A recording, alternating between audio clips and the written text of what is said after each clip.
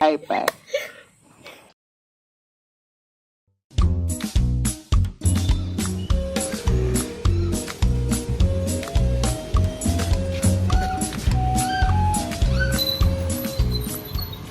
అనయ్య మా గురువుని చూసారేంటి?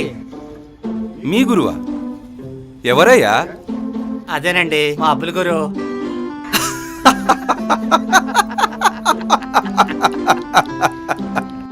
ఏంటన్నయ్య మా గురువు గారి నుంచి అడిగితే నవ్వుతున్నావు? అంత ఎట్కారంగా ఉందా నీకు?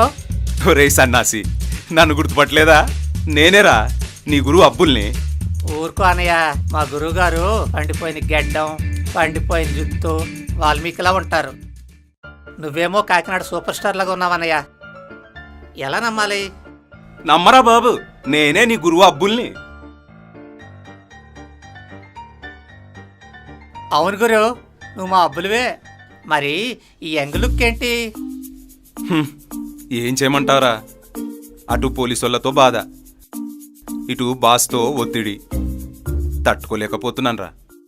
ఎటు వెళ్ళలేక, జవాబు దొరక్క, సరుకు మార్కెటింగ్ చేయలేక తప్పించుకొని తిరుగుతున్నానరా.